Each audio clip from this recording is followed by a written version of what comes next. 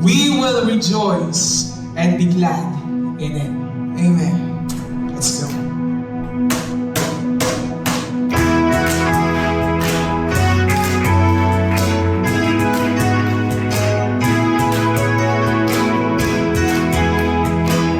Oh, praise the Lord.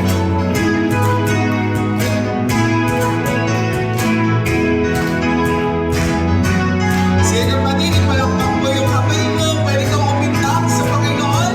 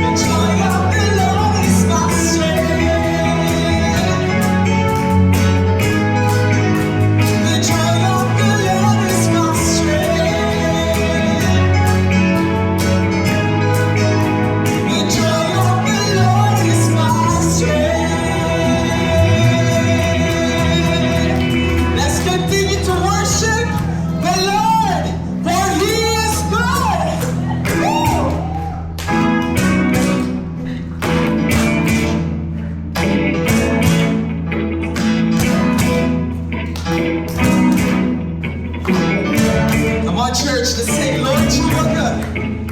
Lord, you are good and your mercy endureth forever. Lord, you are good and your mercy endureth forever. Sing one more time, Lord, you are good. Lord, you are good and your mercy endureth forever. Lord, you are good. Lord, you are good and your mercy endureth forever. People from every nation, people from every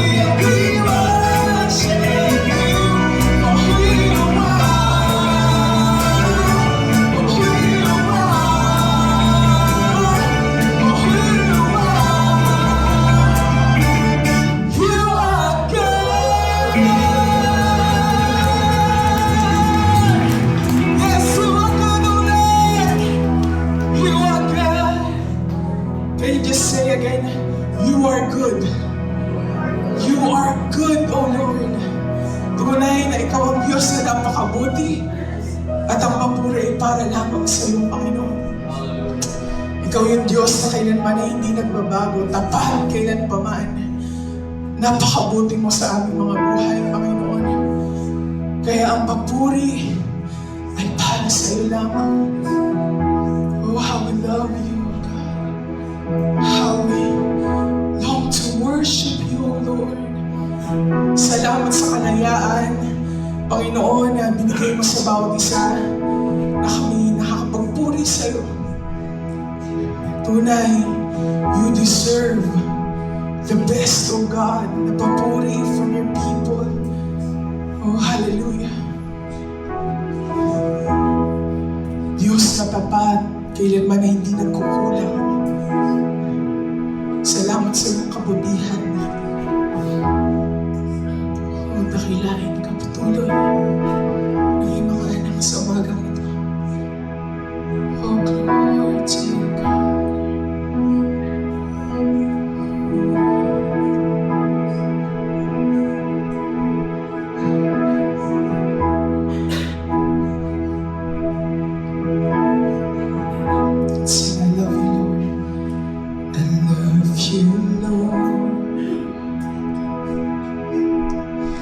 Oh, your mercy never fails me, and all my days I've been held in your hand.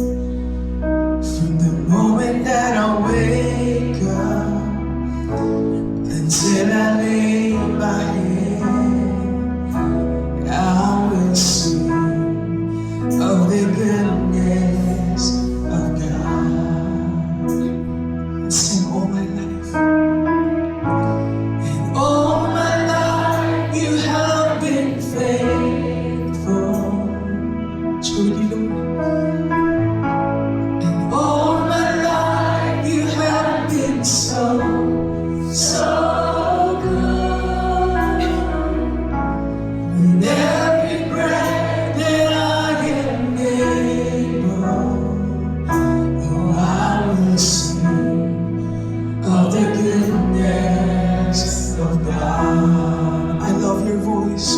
I love your voice. You have led me through the fire and darkest night. You are close like no other. I've known you as a father. I've known you as a friend, and I have lived in the goodness of God. Sing all my life, and all my life you have been faithful. All my life you have been so, so good. With every breath that I am able, I will sing of the goodness of God. Sing all my life, and all my life you have been faithful. And all my life you have been so, so good. With every breath that I am able, I will sing of the goodness of God. Sing. Your goodness is running after, it's running after me. Sing your goodness. Your goodness is running after, it's running after me. With my life laid down, surrender now. I give you everything. Your goodness is running after, it's running after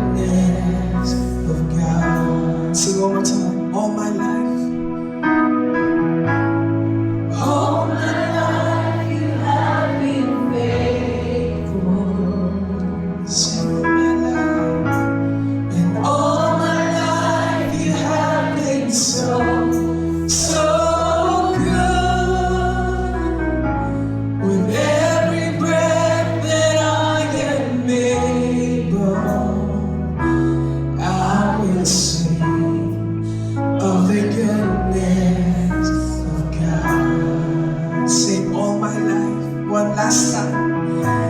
And all my life you have been faithful. Sing it from your hearts, congregation.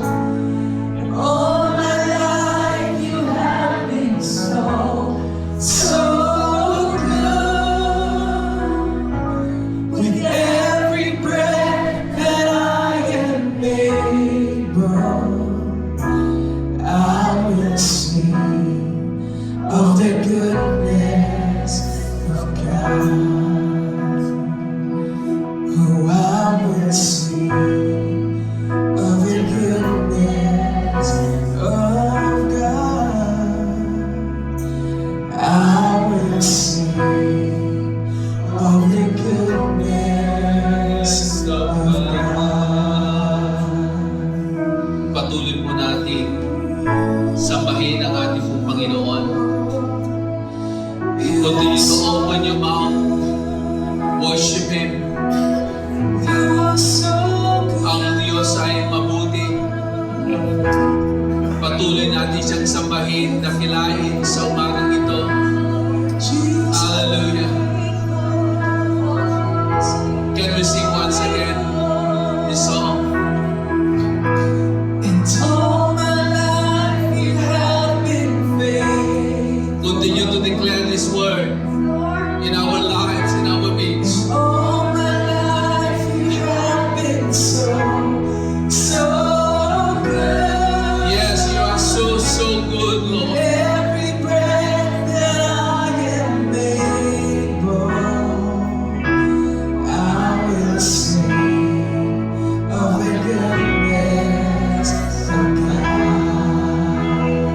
Sing all my life you have been faithful, oh God. All my life you have been faithful. Yes, Lord. You are faithful. All my life you have been so good. With every breath that I am able, I will sing of the goodness of God. Hallelujah. Panginoon, patuloy po naming isisigaw na tunay nga na Ikaw ang Diyos na mabuti. Ikaw ang Diyos na tapat at Ikaw ang Diyos na hindi nagbabago. Ang iyong kabutihan, tunay nga po, Panginoon, ay magpakailan, kailan pa man. Salamat po, Diyos, na sa kalagitnaan ng hindi namin pagiging tapat, Ikaw ay nananatiling tapat sa aming pong mga buhay. Ama, sa umagang ito, Diyos, maraming salamat at muli binigyan mo kami ng pagkakataon upang Ikaw ay aming purihin, upang Ikaw ay aming pasalamatan sa iyong kabutihan at katapatan sa aming pong mga buhay. Salamat po, Panginoon, sa iyong dakilang pag-ibig. Salamat sa iyong pagpapala at sa iyong biyaya. At salamat po, Panginoon, at muli binigyan mo kami ng pagkakataon upang aming maidilat ang aming mga mata sa araw na ito. Ama, sa umagang ito, Diyos, patuloy na Ikaw ay mangusap sa bawat isa po sa amin. Hayaan mo po, Panginoon, ang malayang pagpapahayag ng iyong mga buhay at makapangyarihang salita.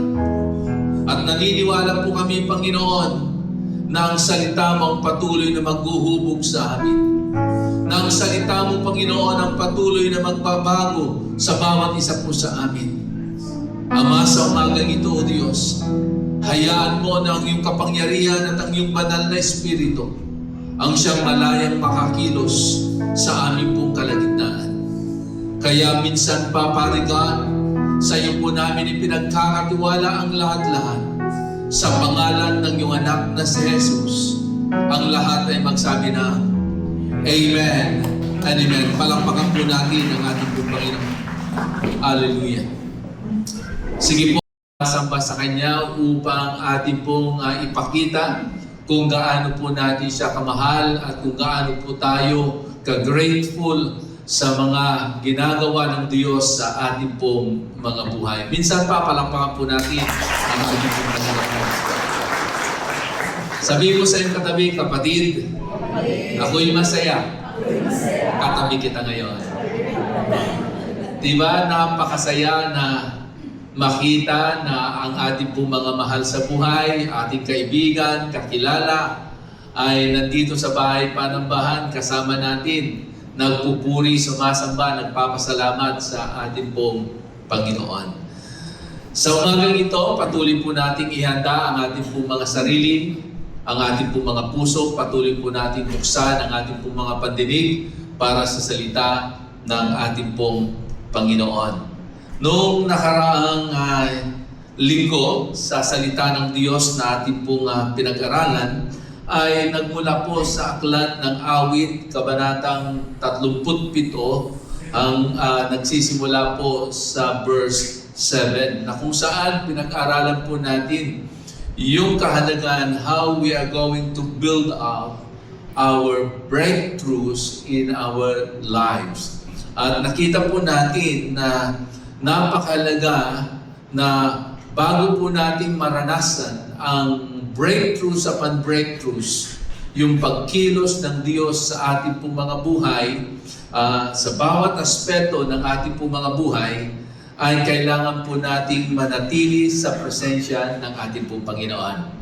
Dahil wala na pong pinakamainam na lugar na tayo dapat na manatili at manahan kundi sa presensya ng ating pong Panginoon. At doon din ay ating pong nakita sa pamamagitan ng salita ng Diyos na napakahalaga na hindi lamang po tayo nananatili sa presensya ng Diyos, kundi tayo po ay willing na maghintay na merong katyagaan sa ating pong Panginoon. Okay? Dahil habang tayo po'y nananatili sa presensya ng Diyos, habang tayo ay matyaga na naghihintay sa gagawin ng Diyos sa ating pong buhay, doon lalo pong lumalalim, tumitibay ang ating pong relasyon sa Diyos at lalong tumitibay at tumatatag ang ating pong pananampalataya. At wala na pong dahilan para hindi po tayo maging excited pag ang Diyos ay kumilos at gumalaw sa ating pong mga buhay. Sa umagang ito, nais ko pong dalhin kayo sa salita ng Diyos na ito rin po ay isinulat ni Haring David. Ito'y matatagpuan sa aklat ng Awit, chapter 39, mula po sa verse 1. At babasahin ko po sa New International Version.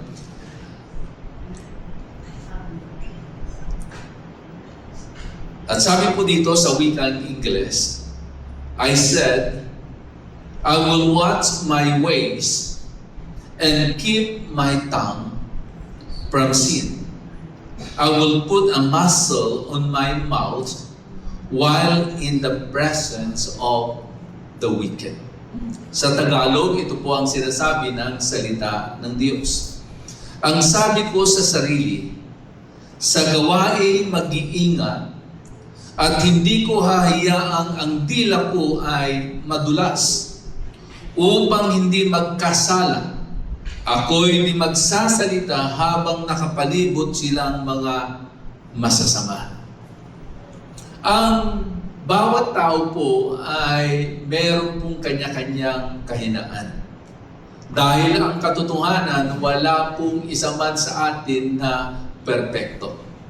Lahat po tayo ay merong kapintasan, merong kakulangan, merong kahinaan sa ating pong mga buhay. Iba-iba man ang ating pong mga ugali, pero lahat po tayo ay hindi nakaabot sa pamantayan ng ating pong Panginoon. At dahil po sa kanyang kalalagayan, kailangan ng bawat isa ang Diyos sa kanyang pong buhay. Kaya nga, maliwanag ang sinasabi ng salita ng Diyos, na kung tayo ay hiwalay sa Diyos, wala tayong magagawa. Ibig sabihin, sa bawat aspeto ng ating pong buhay, anumang kalalagayan meron po tayo, maging yung mga ugali po natin, yung mga attitude po natin, yung mga kahinaan natin, whatever weaknesses that we have, whatever strength that we have, lahat po tayo ay kailangan po natin ang tulong at galaw ng Diyos sa ating pong mga buhay. At dito po sa talatang ito ay malinaw na ipinapakita ni Haring David dahil ito ay kanyang pananalita at pananalangin para sa kanyang sarili. No? At kung akin pong babalikan ang talatang ito, meron po itong malaking bahagi sa aking pong buhay. Dahil tuwing ako po ay pinagkakalooban ng Diyos na muli kong maidilat ang aking mga mata at magising kinabukasan, at patuloy na pinagkakalooban ng Diyos ng panibagong buhay upang patuloy na masilayan ang kanyang mga kahangahangang gawa at maranasan ang lahat ng mga mabubuti at magagandang bagay na kanyang inihanda sa aking pong buhay. Isa sa aking panalangin tuwing ako po ay pinagkakalooban ng Diyos na maidilat ang aking mga mata ay para bagang ganito rin sa panalangin ni Haring David. Ang lagi ko pong binibigkas tuwing umaga, Panginoon, patuloy mo akong bantayan, patuloy na pinagkakatiwala ko sa iyo ang aking mata, ang aking pandinig, ang aking mga labi at ang bawat salita na aking mabibigkas. Dahil alam po natin, na merong parte ng ating pong mga katawan na pag hindi po natin na-control at hindi po natin nabantayan, ito ang magiging dahilan para tayo ay patuloy na magkakasala at hindi magiging kalugod-lugod sa ating pong Panginoon. At hindi lamang tayo ay nagkakasala sa Diyos, kundi tayo rin minsan ang nagiging dahilan para ang marami sa atin ay panghinaan ng loob, mainis, magalit at magtampo sa atin. So, dito po makikita po natin na binigyan ng diin ni Haring David ang kahalagahan kung paano natin babantayan ang bawat salita na lumalabas sa ating mga labi.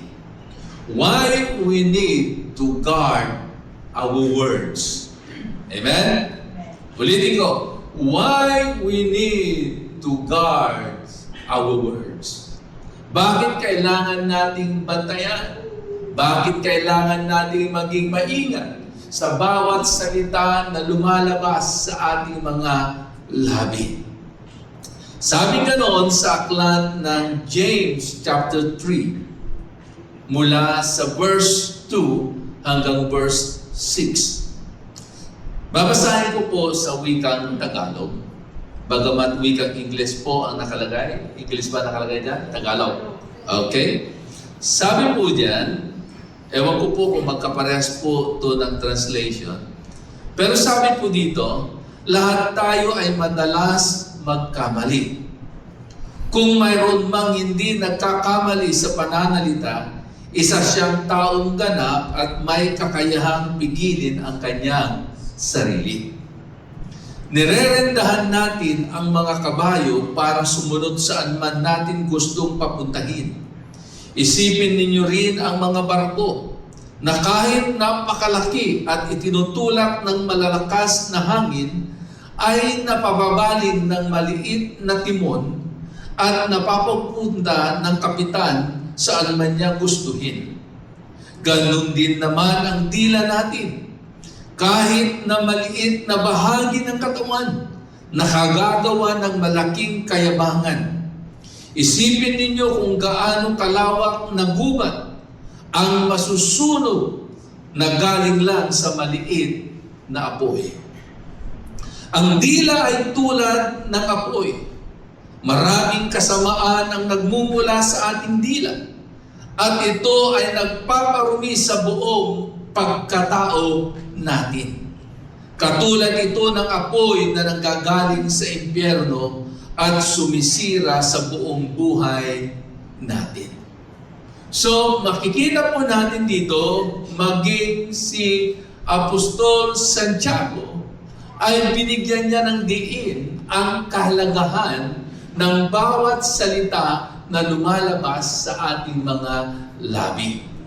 Ano? At binigyan niya rin ng dalawang ilustrasyon na itong parte ng ating pong katawan na ito na napakaliit, pag hindi natin ito nakontrol at napigilan, ay pwedeng magdulot ito ng matinding epekto hindi lamang sa buhay mo, kundi maging sa buhay ng ibang tao.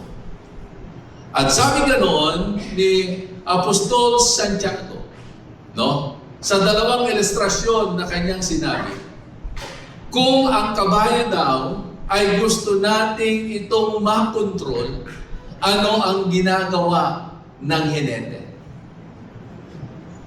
Kanyang nilalagyan ng tali o ng busal ang bibig ng kabayo.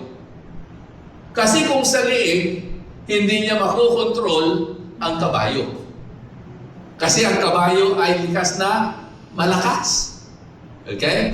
Pero pag yung tali, yung busal ay nilagay mo sa kanyang nguso, kunting hila mo lang, itong kabayong ito, saan mo man gusto dalhin o ibalik, sumusunod ito.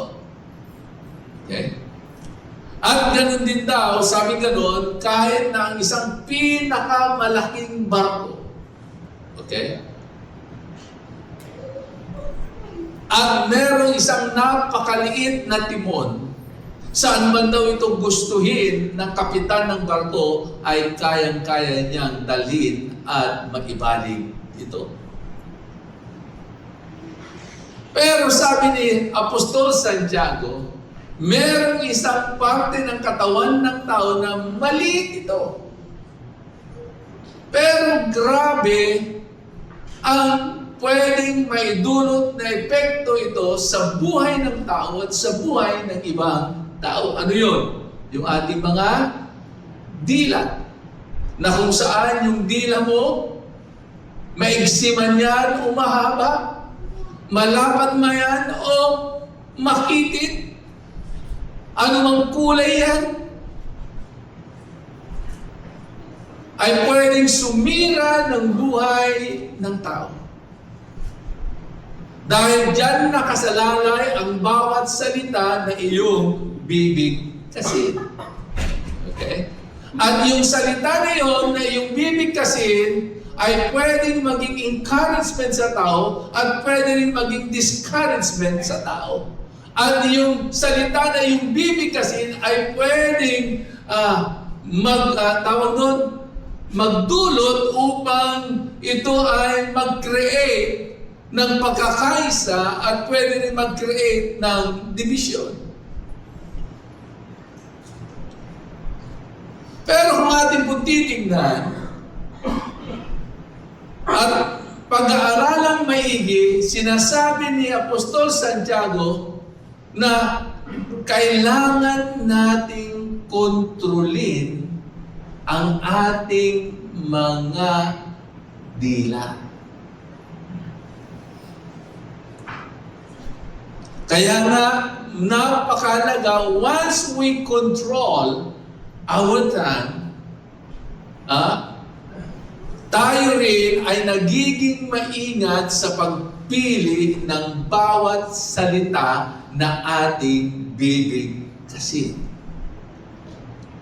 Amen? Sabihin mo sa iyong katabi, kapatid, maging maingat ka ng pagbitaw ng salita.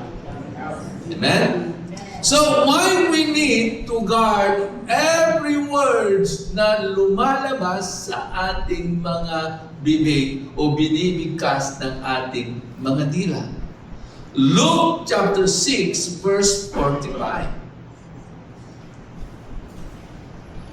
Sabi nga noon sa New Living Translation, a good person produces good things from the treasury of a good heart. And an evil person produces evil things from the treasury of an evil heart. Okay? At alam naman po natin, kung ano ang laman ng puso mo, yun ang lumalabas sa iyong mga bibig. Sa Tagalog, anong sabi niyan? Ang mabuting tao ay naglalabas ng mabuting salita mula sa kanyang pusong sagana sa kabutihan. Samantalang ang masamang tao naman ay naglalabas ng masama mula sa kanyang pusong puno ng kasamaan, sapagkat kung ano ang laman ng iyong puso, yun ang sinasabi ng iyong mga labi.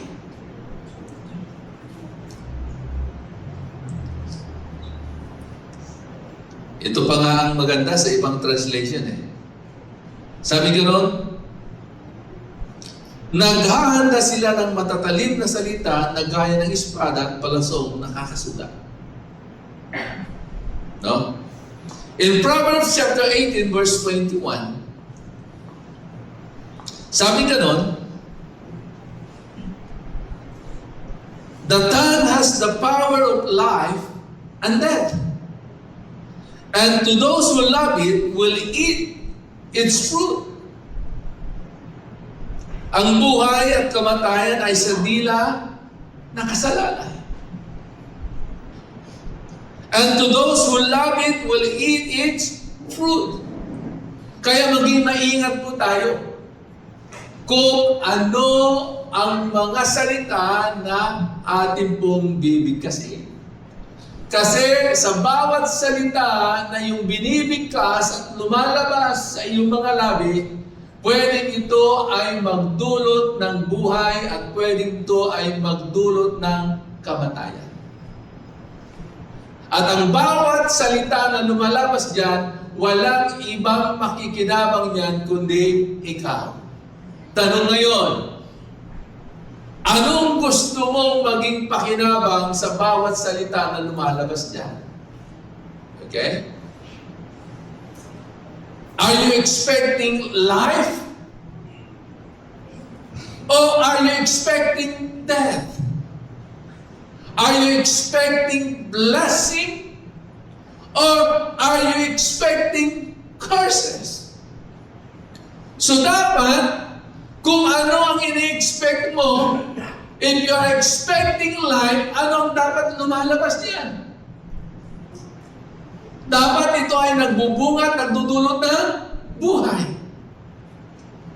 If you are expecting blessing, kailangan ang lumalabas diyan ay puro magaganda, puro pagpapala.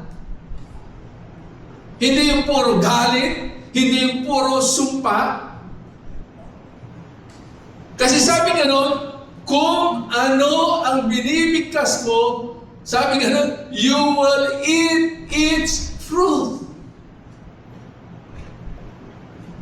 Ang bunga nito, walang ibang makakatanggap nito o makikinabang nito kundi ikaw.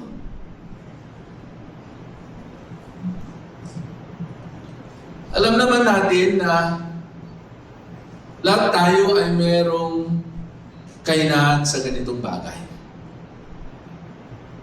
Pero ang mahalaga, kung paano ang kabayo kayang kontrolin ng hidete, kung paano ang barko ay kayang kontrolin ng kapitan, kailangan tayo rin, dapat, kailangan din nating kontrolin ang ating mga labi o ang ating pong mga dila. Walang ibang pwedeng kumontrol dyan, kundi tayo. Ikaw mismo. Hindi ang ibang tao, kundi tayo mismo. Tandaan po natin, kung ating pong babalikan ang Psalms chapter 39 verse 1, Sinabi ni Haring David, I said, I will watch my ways. Hindi siya nagpapabaya. Ayaw niya na siya ay lagi na lang inaalipin ng kanyang kahinaan. Bagkos, sabi nga nun, I will watch my ways and keep my tongue from sin.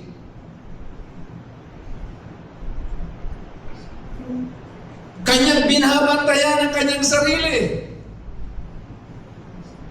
Kayang-kaya niyang kontrolin ang kanyang mga labi o ang kanyang dila para siya ay hindi magkasala. And then ang sabi niya, I will put a muzzle on my mouth.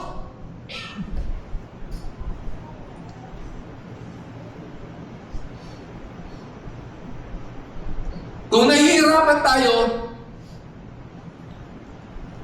pwede kang bumili. Kagaya nung inilalagay sa kabayo. Amen? Sino dito yung merong mga aalagang aso?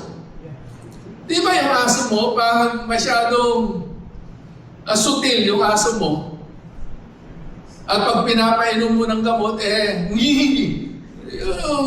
nag-ngar-ngar ka agad, gustong mangagat.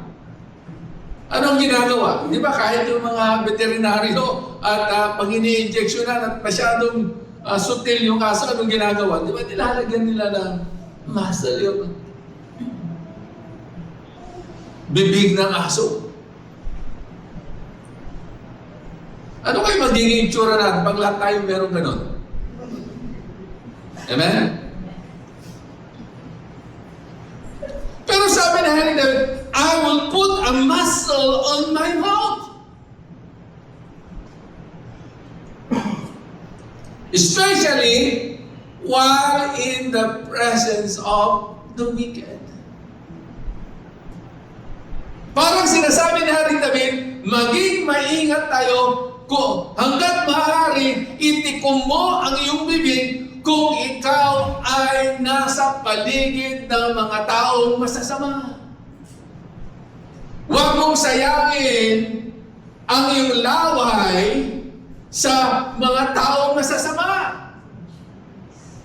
Minsan kasi merong tendency, pag ang lahat ng kasama mo, mga bastos, ang lumalabas sa kanilang mga labi ay puro kalaswan, minsan hindi tayo nagiging maingat, ang lumalabas na rin sa ating mga labi ay mga kalaswan.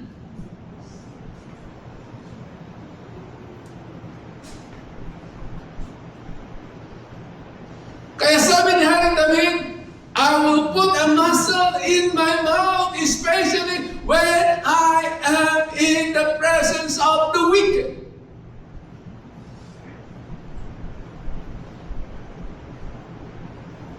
Dapat maging matalino po tayo. Na hindi lahat, buka na lang tayo ng buka ng ating pong mga labi. Itong salitang ito, itong word na ito ay reminder sa bawat isa sa atin, maging sa akin po. Dahil ito rin po ang aking kahinaan.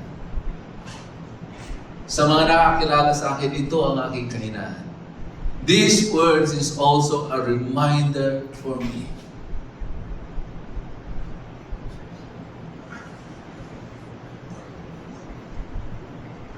Sa Tagalog, ang ganda na sabi dito, ang sabi ko sa sarili, sa gawain mag-iingat at hindi ko hayaan ang dila ko ay madulas. Ay! Ito ko na sabi yun. Amen? Sorry nabigla ako. Minsan nga napapamura tayo.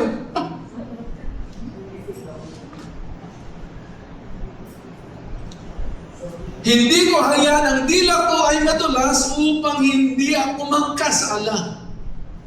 Ako'y hindi magsasalita habang nakapalibot silang mga masasama. Kapatid, lahat po tayo, dapat tayo maging matalino. Amen? Pastor, kaibigan ko kailangan kong gumaya Iba ka. Kahit kaibigan mo yan, kahit kadikit mo pa yan, iba ka. Kung hindi sila mananampalataya, iba ka. Iba tayo.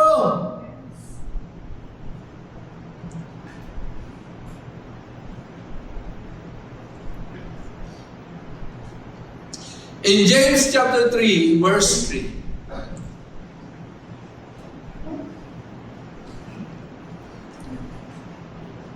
ang ganda nga sabi dito sa wikang English, sa New International Version. Sabi ganon, when we put a bit into the mouths of our horses to make them obey us, we can turn the whole animal.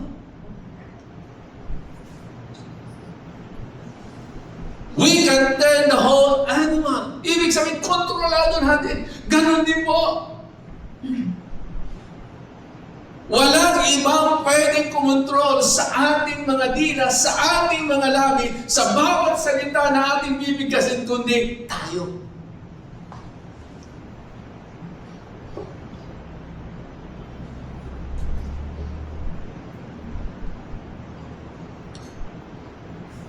So kung ang kabayo ay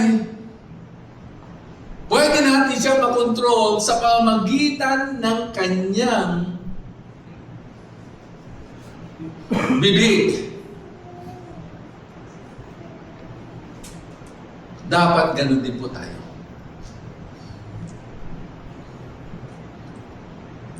Because since the tongue can control, alam nyo ba, pwede tayong magsalita ng mga bagay na kaaya-aya at mga bagay na mabubuti. If we can control our tongue, we can speak good words. Una, we can speak gracious words. Amen? Ulitin ko.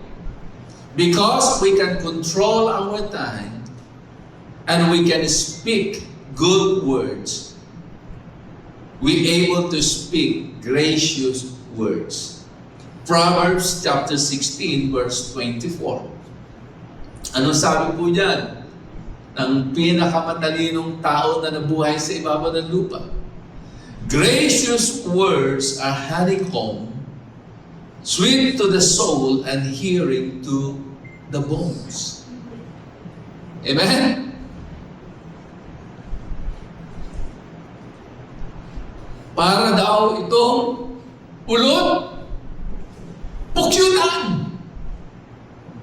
Sino na dito ang nakatikim na ng, ano ba yung honey sa Tagalog? Pulot. Pulot. Pukyutan. Yung honey. Okay? Hindi yung asawa mo na tawag mo ay honey. Okay? Kasi minsan yan, mapait ang ugali. Amen? Walang kalasa-lasa. Pero ito, sabi ni Haring Solomon, gracious words are honeycomb, sweet to the soul, and hearing or healing to the bones.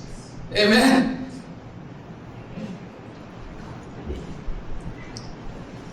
Pangalawa, we speak right words. Proverbs 25:11. Sabi nga dito, a word fitly spoken is like apples of gold in pictures of silver. Hallelujah. Ang salita daw, na angkop, okay, ang salita na ayon, tama. Okay? Ito daw ay parang mansanas. Okay? Parang ginto.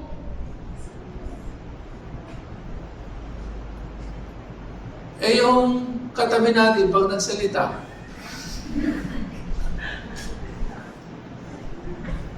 pag nagsalita na, anong nai-imagine mo doon sa salita na kanyang binibitawan? Parang masanas ba?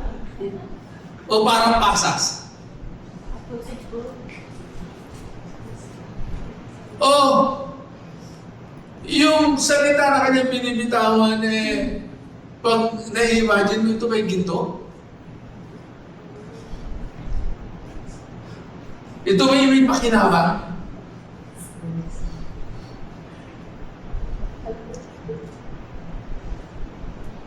At ito pa maganda.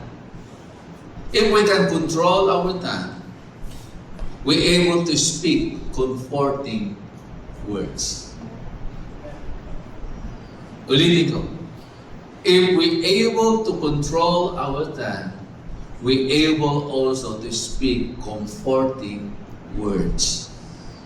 Proverbs chapter 15, verse 4. Sabi ganon, the soothing tongue is a tree of life, but a perverse tongue crushes the spirit. Tingnan niyo po dito pa lamang sa tatlong ito, if we're able to control our tongue and we're able to speak good words, we're able also to speak gracious words, we're able to speak right words, we're able to speak comforting words. Alam niyo mga kapatid, pag naunawaan natin maigi itong sinasabi ng salita ng Diyos na ito, mula sa araw na ito, ihingin na natin ang biyaya ng Diyos na sa bawat salita na atin pong bibitiwan, ay mga salita na hindi pagbibigay ng sama ng loob o tampo sa taong makakarinig at tatanggap ng bawat salita na atin po bibitawan. That is why we need to speak only kind words. Ulitin ko.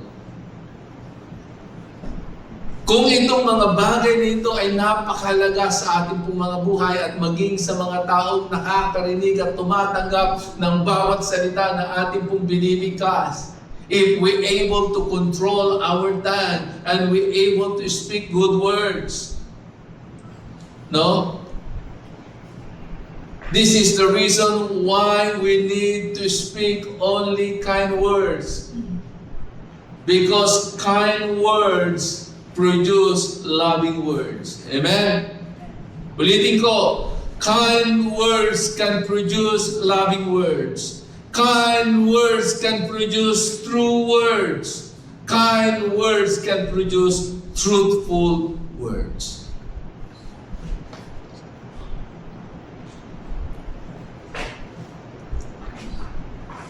At alam niyo po, sabi ganoon sa James chapter 3 verse 5.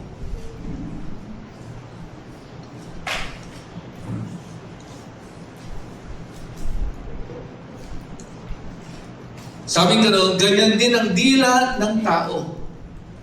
Napakaliit na bahagi ng katawan. Ngunit napakalaki ang nagagawang kayabangan nito. Isipin na lang ninyo na gaano kalaki ang gubat na napaglalagablab ng isang maliit na apoy. Tingnan po natin. Dito ay pinapakita ni Apostol Santiago na ang dila ay kayang kumontrol din.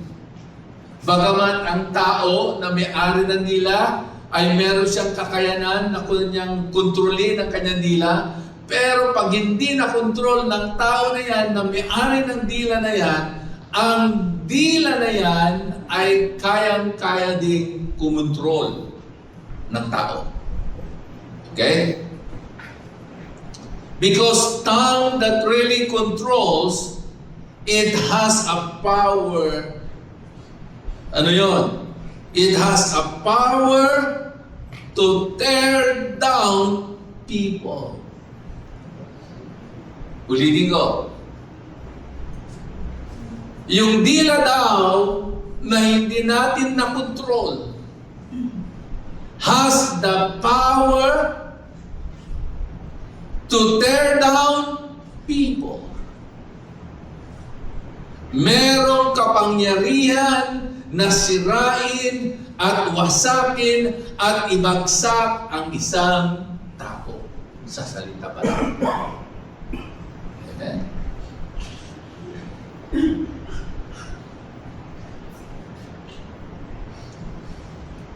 Ano pa? It has the power to tear down churches. Pwede niya rin sirain, wasakin ang isang simbahan. Ano ba? It has the power to destroy a relationship and marriage.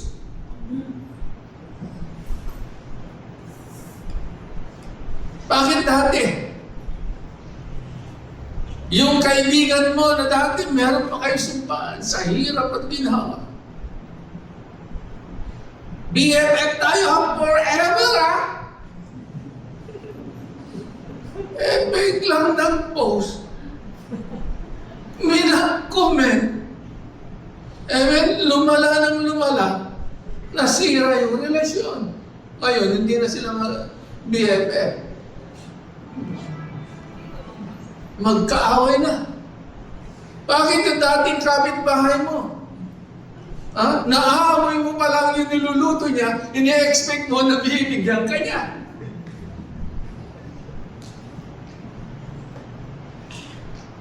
Dahil sa mga salita na binitawan ng isa't isa ng magkabilang panig, hindi na amoy ng kanyang niluluto ang iyong naamoy, kundi amoy ng usok ng kanyang sinisiga. Bakit nagkaganon? Dahil sa mga dila at sa mga salita na hindi natin na-control. Because tongue also has the power to control and has the power to destroy relationship, even marriages. Minsan nga bakit si nanay, si tatay parang aso't pusa? Kung dati-dati ang lumilipad, mga plato, mga kaldero, mga baso. Pero ngayon, di ba na? New generation na. Wala nang platong lumilipad, wala nang basong lumilipad, wala nang kalderong lumilipad. Ano nang lumilipad? Mga salita na nakakadurog ng damdamin, mga salita na nakapanlalait, mga salita na nakakasira ng buhay. Nakakasira ng relasyon.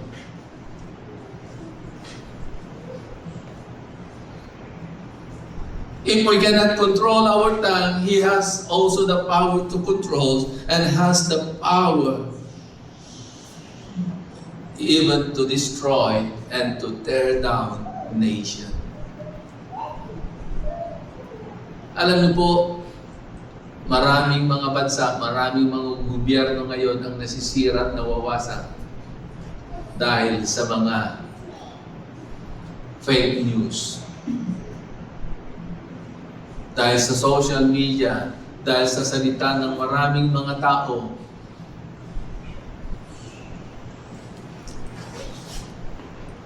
Pag merong mga ganitong pangyayari, na we cannot control, if we cannot control our tongue, it has the power to control, also and has the power to destroy and to tear down. On the other hand, a controlled tongue, it can build up. Ulitin ko.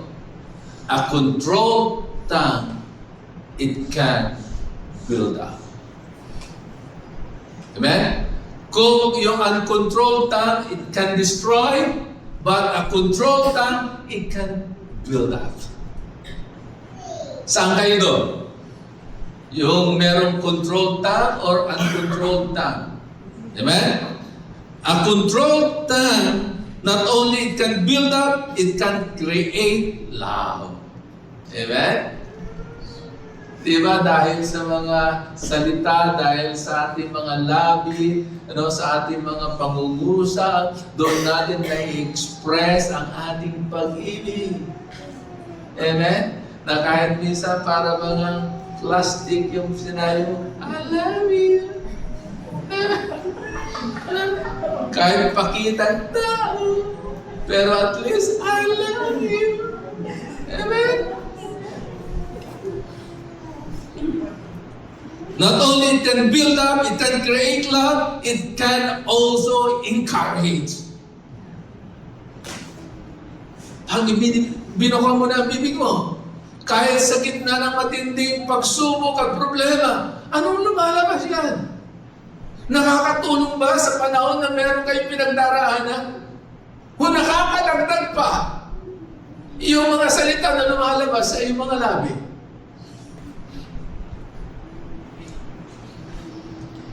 A controlled tongue, it not only can build up, it can create love, it can encourage, it can comfort also. And lastly, it can bring peace and joy. Hallelujah. Kaya nga, huwag nating mamaliitin, huwag nating isasantabi, huwag nating hayaan. Okay? Na basta-basta na lamang.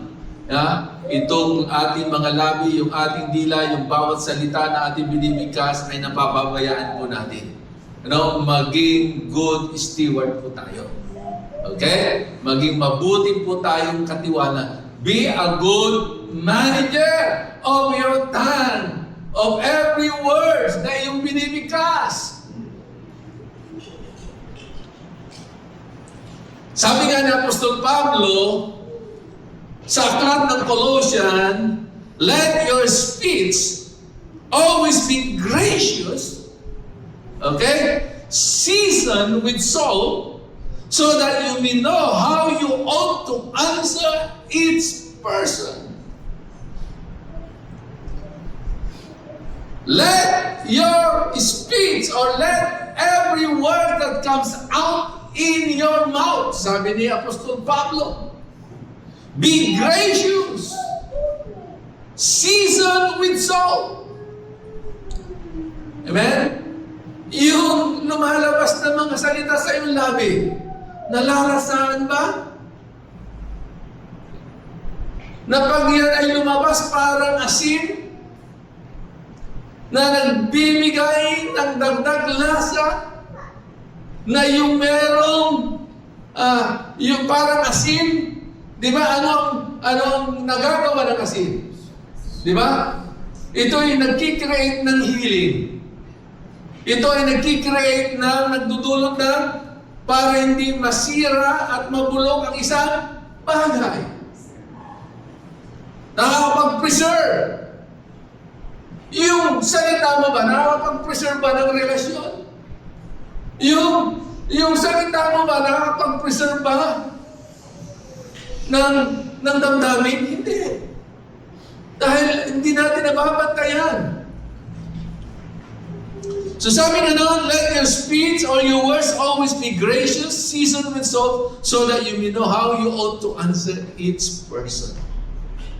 And then panghuli, Proverbs chapter 15, verse 1.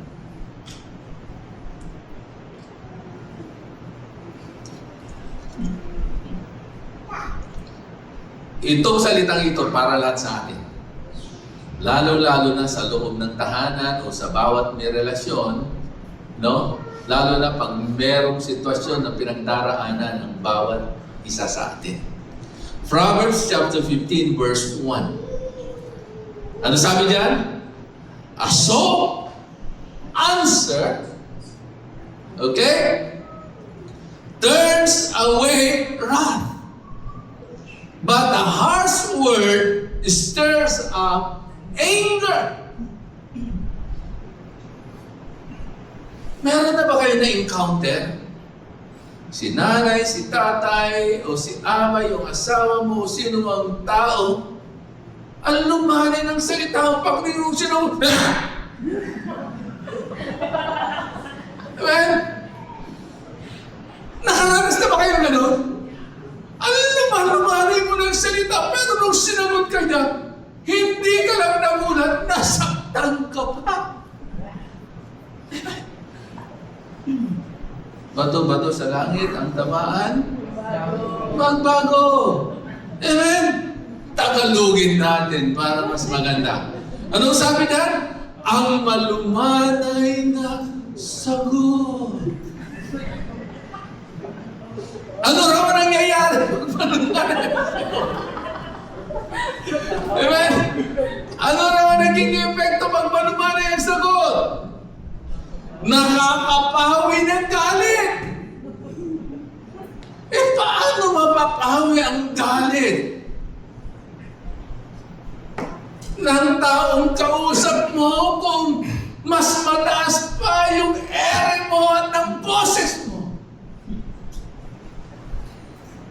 Sino dito yung ayaw magpatalo? Amen?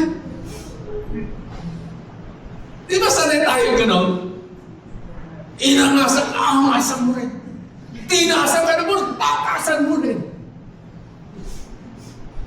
Yung nagsalita sa iyo, tumas lang ang boses, pero ikaw tinasan mo, namilog pa yung mata mo.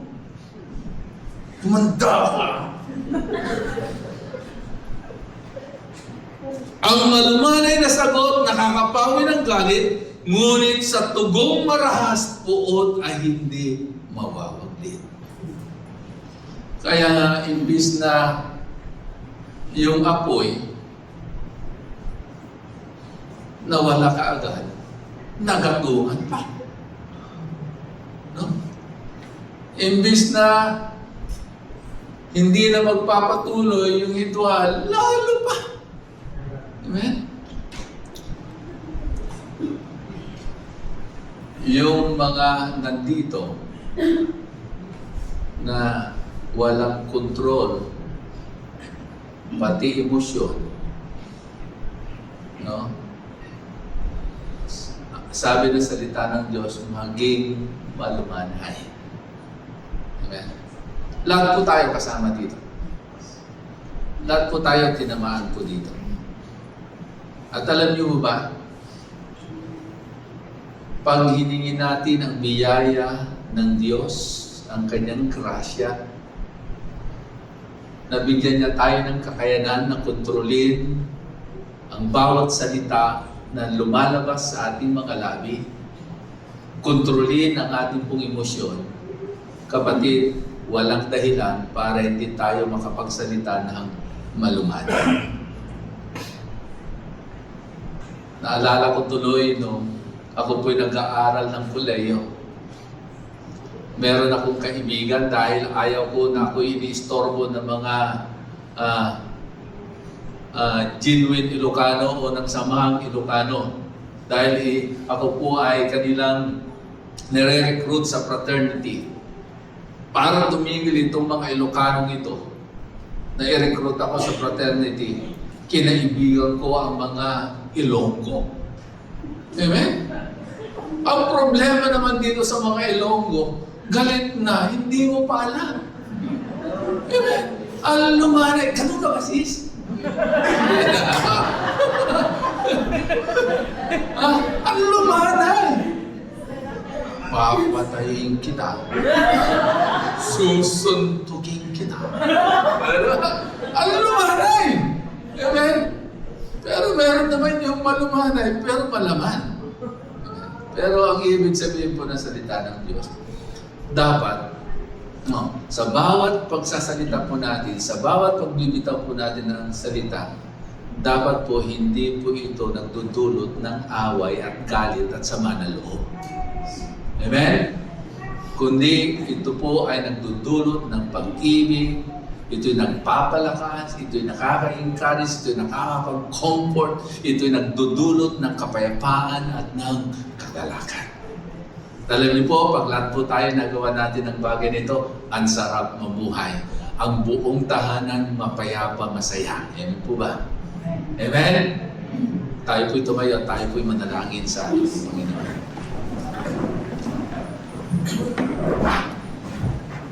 Hallelujah. Ang sarap pag-usapan ang salita ng ating pong Panginoon. Dahil ang kanyang salita ay hindi lamang po ito nagpapalakas, hindi lamang po ito nagbibigay ng pag-asa, ng encouragement, kundi ang salita ng Diyos ito rin nagiging dahilan para tayo ay patuloy na turuan, patuloy na ayusin, at patuloy na i-remind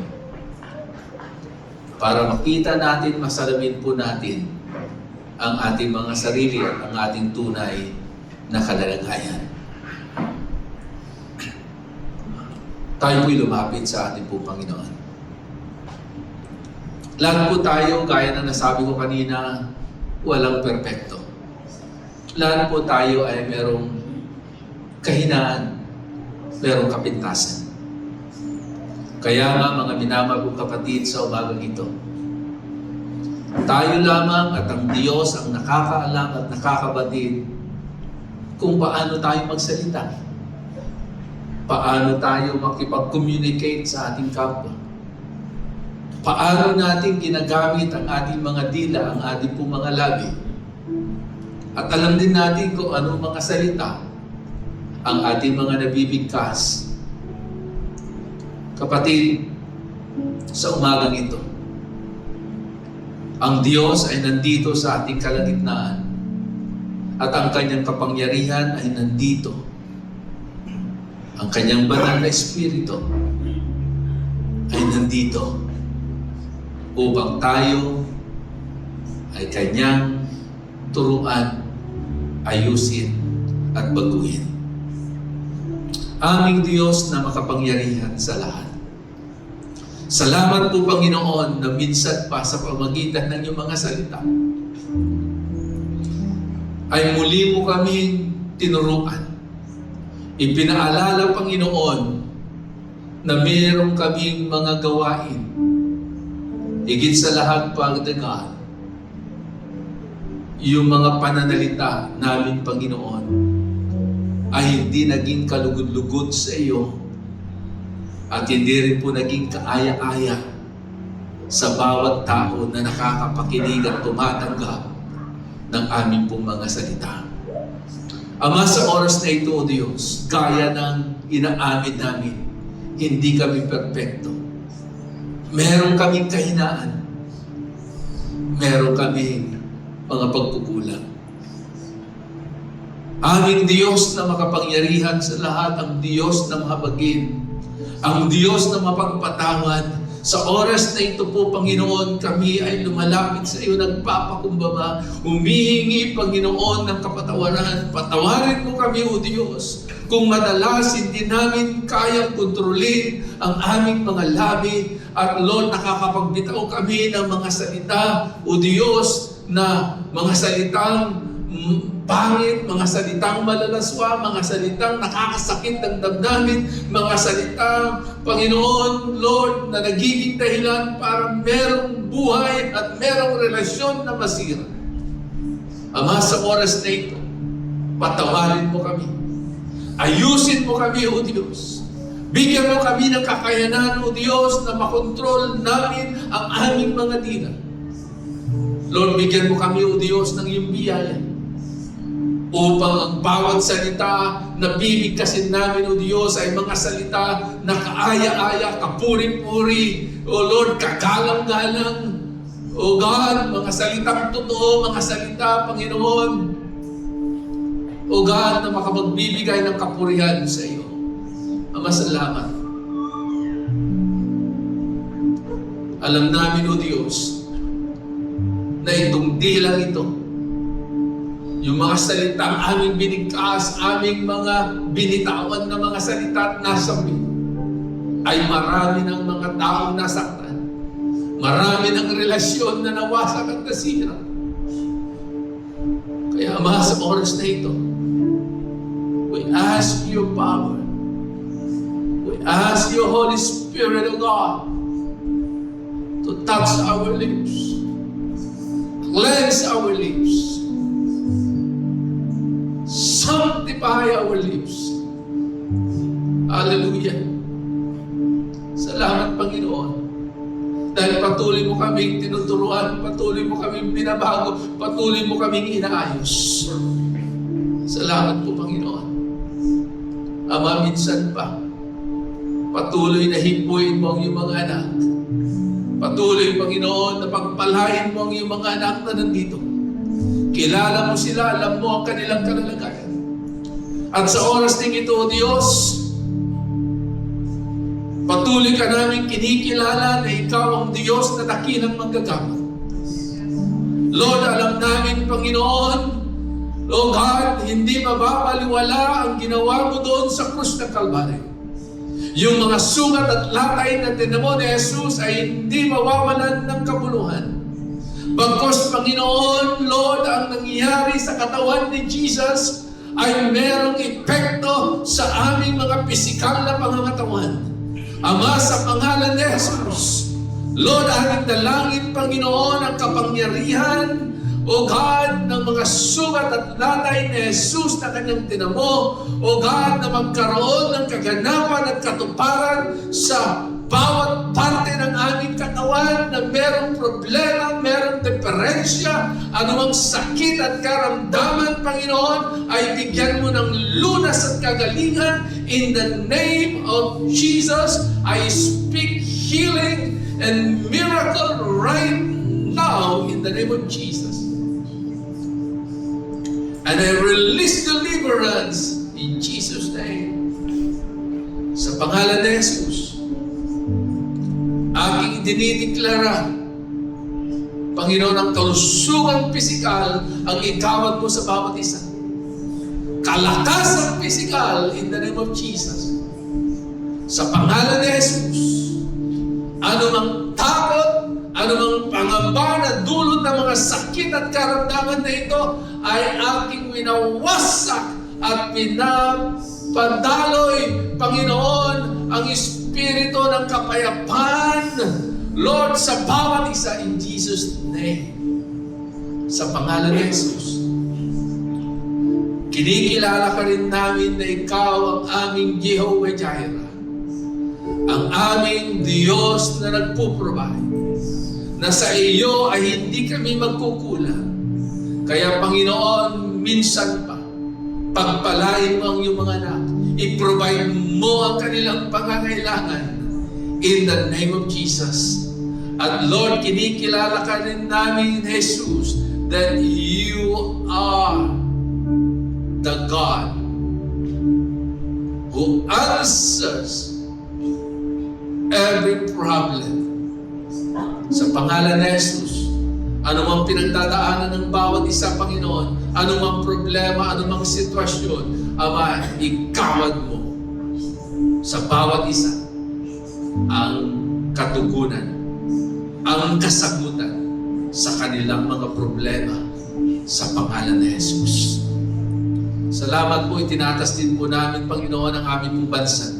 Patuloy na kahabagan mo, patuloy na pagpalain mo ang kapayapaan, ang kasaganaan, ang patuloy na dumaloy sa aming pong bansa, maging sa aming probinsya at maging sa bayan kung saan mo kami nilagay ang bayan ng likha.